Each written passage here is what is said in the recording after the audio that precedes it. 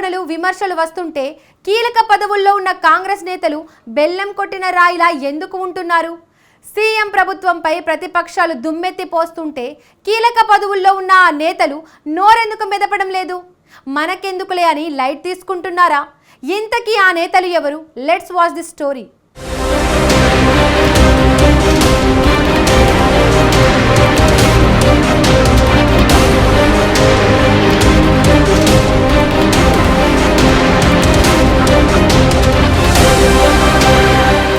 కాంగ్రెస్ ప్రతిపక్షంలో ఉన్నప్పుడే ముగ్గురు ఎంపీలు రేవంత్ రెడ్డి, ఉత్తమ్ కుమార్ రెడ్డి, కోమటిరెడ్డి వెంకటరెడ్డిలు అధికార బీఆర్ఎస్ ను ఇరుకాటంలో పెట్టారు. కానీ ప్రస్తుతం సీన్ రివర్స్ అయింది. తెలంగాణ అధికార పగ్గాలు కాంగ్రెస్ దక్కించుకున్న తర్వాత పార్లమెంట్ ఎన్నికల్లో 8 ఎంపీ స్థానాలు గెలుచుకుంది. వారితో పాటు ముగ్గురిని రాజ్యసభకు సైతం తెలంగాణ కాంగ్రెస్ పంపింది. అయితే ప్రభుత్వం మీద ప్రతిపక్ష బీజేపీ, బీఆర్ఎస్ పెద్ద ఎత్తున విమర్శలు చేస్తున్నా కౌంటర్ చేయడానికి కూడా కొందరు ఎంపీలు ఆసక్తి చూపడం లేదట.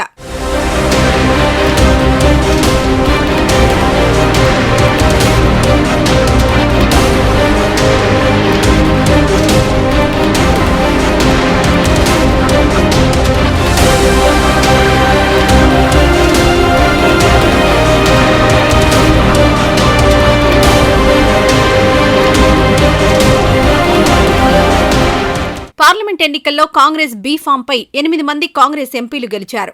ఇందులో మొదటిసారి గెలిచిన భువనగిరి ఎంపీ చామల కిరణ్ కుమార్ రెడ్డి ఒక్కడే ప్రతిపక్ష నేతలు ఏం కామెంట్స్ చేస్తున్నారు, ఎలా కౌంటర్ చేయాలని కాచుకుని కూర్చుంటున్నారు.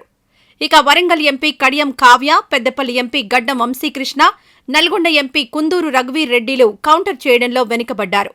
ఈ ముగ్గురు ఎంపీలు తొలిసారి పార్లమెంట్లో అడుగు పెట్టిన వారే అయినా అందరివి రాజకీయ నేపథ్యం ఉన్న కుటుంబాలే. పైగా కావ్య, వంశీ తల్లిదండ్రులు ఎమ్మెల్యేలుగా ఉండగా రఘువీర్ సోదరుడు ఎమ్మెల్యేగా ఉన్నాడు. అయినా సరే రాష్ట్ర ప్రభుత్వం, సీఎం రేవంత్ రెడ్డి మీద ప్రతిపక్షాలు విమర్శలు చేస్తున్నా వీరు మాత్రం సైలెంట్గా ఉంటున్నారనే టాక్ వినిపిస్తోంది.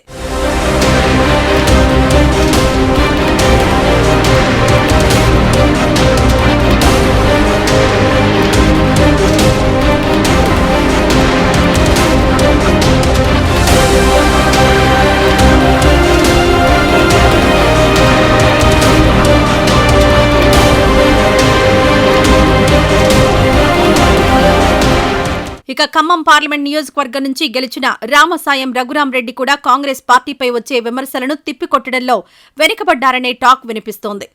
ఎంపీలుగా గెలిచిన ముగ్గురు సీనియర్లు మల్లు రవి, బలరాం నాయక్, సురేష్ షెట్కర్లు కూడా ప్రతిపక్షాలకు కౌంటర్లు ఇవ్వడంలో పెద్దగా ఆసక్తి చూపించటలేదనే చర్చ జరుగుతోంది.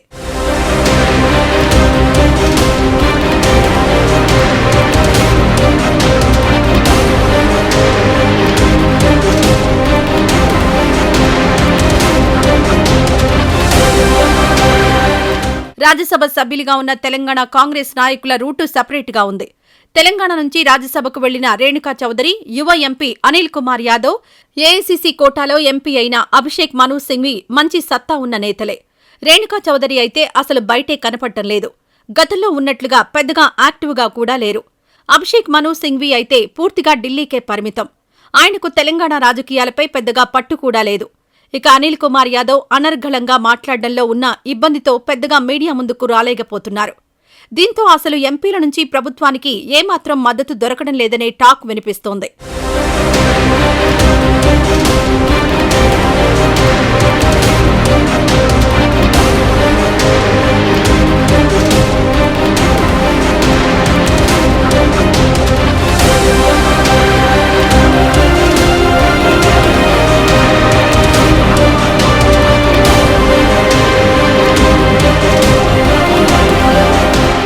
తెలంగాణ ప్రభుత్వం, సీఎం రేవంత్ రెడ్డిపై ప్రతిపక్ష నేతలు ఘాటుగా విమర్శలు చేస్తున్నారు.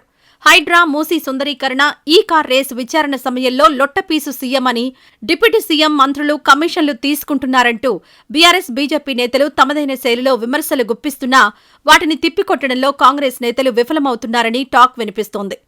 ఇలా ప్రతిపక్ష నేతలు ప్రభుత్వం, సీఎం, క్యాబినెట్పై విరుచుకుపడుతుంటే పార్టీలో గెలిచిన ఎంపీలు మాత్రం మౌనంగా ఉంటున్నారని పార్టీలో గుసగుసలు వినిపిస్తున్నాయి.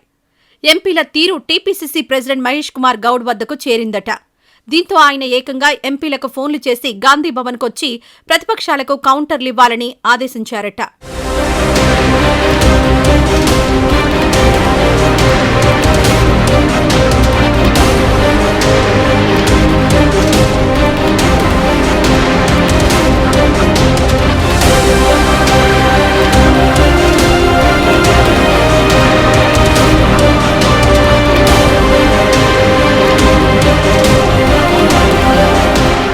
మొదటిసారి గెలిచాం, ఇప్పుడే కౌంటర్ విమర్శలు చేసి వివాదాస్పదం కావడం ఎందుకని కొందరు సైలెంట్ గా ఉంటే మరికొందరు మాత్రం మన అవసరం అనుకున్నప్పుడు వాళ్లే పిలుస్తారులే అనే ధోరణిలో ఉన్నారట.